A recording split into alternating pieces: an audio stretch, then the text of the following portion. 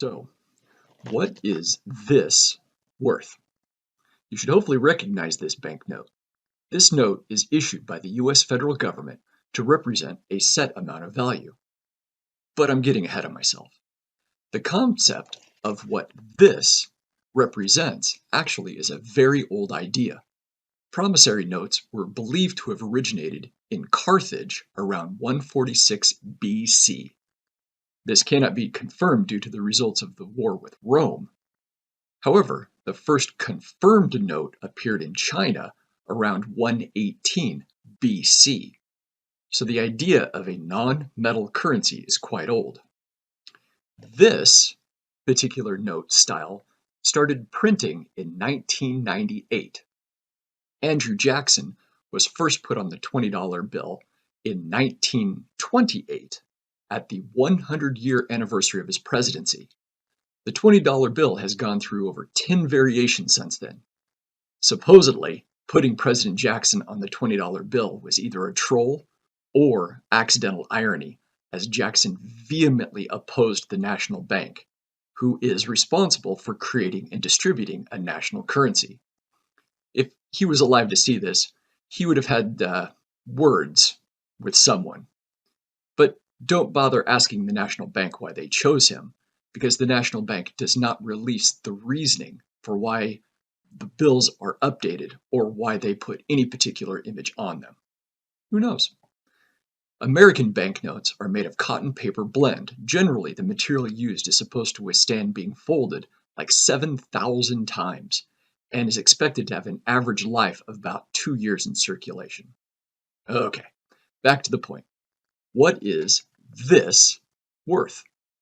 Well, about 50 years ago, this could possibly feed a family for a month. 20 years ago, you might be able to feed a family for a week. Today, this won't fill the gas tank to get you to the store. So this note is just cloth and paper with a long history. But what is it worth? Well, a wise man, a guy who knew a few things, once said to me, "Son, I have never bought anything with money. I have, however, spent time, sweat, and pain in exchange for stuff." If it wasn't given to you from an employer, this would represent time in exchange for your life to get the things you want. Now, don't get me wrong. Unless you're 100% self-sufficient, everyone needs money to exist in society. But keep in mind, in the top 10 misquoted Bible verses, money is not evil. The Bible says several times it is the love of money that is evil. Matthew 6:24, to me, gets it best when it specifically says, you cannot serve two masters. You cannot serve both God and money. I need this to buy stuff, but I should be careful to never want to bow down to this idol. So, getting the note isn't the end goal. It is the means to get what I need. But again, what is it worth? Well, how about this? If I was standing in front of you, would it be worth your time and energy to reach out a hand and take it? Sure. Well, what if I was across the street? Would you trade your time and energy to cross a 2-lane street to receive this? Probably. Well, what about a busy 4-lane street at rush hour? Would you risk not just time and energy, but your safety crossing a street for a 20? What if I was across town and called you up and said, "Hey, I have a $20 bill for you. You got to come get it right now." Would you jump in the car and shoot across town for it? You would probably spend as much in gas to collect. Just saying. So what are you willing to sacrifice to get this bill? Well, not this bill. This bill's mine. Go get your own.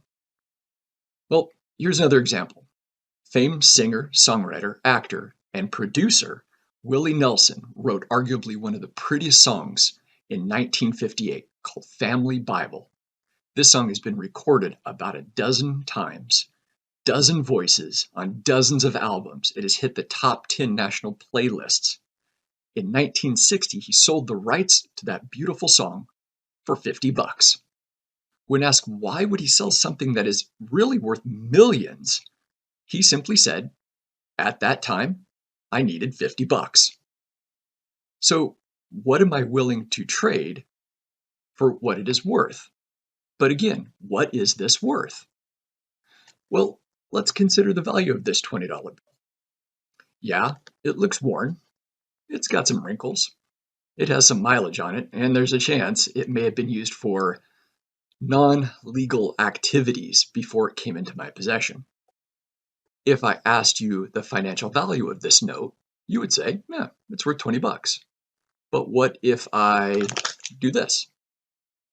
Is it still worth 20 bucks? Did the value decrease by a percentage because it may have, well, let's call it a troubled past and it's less than pristine? Well, how about now? Is it worth less? Is the value less than a freshly printed one? Did I just remove a percentage of its value? Of course not. It has a value, no matter its shape, age, past, or current state. Something is worth only what someone is willing to exchange for it. If I took this bill and tried to buy movie tickets, cans of soup, gas in my car, this would be accepted as a 20, despite what it looks like. So, next question. What are you worth? Well, hopefully more than a 20.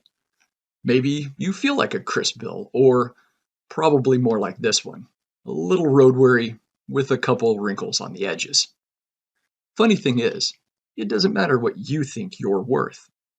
It only matters what someone is willing to exchange for you. That 20 doesn't devalue because of what it's been through. So why should you think you're devalued for whatever you've gone through? The fact is, according to John 3:16, a price has already been paid. A shockingly high price has been paid for you, me, everybody. Someone gave up their baby boy to be humiliated and slaughtered to buy your freedom.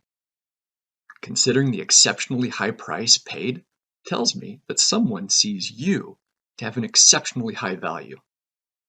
And if you've not already done so, it might be worth your time to check into this. And that will be good stuff.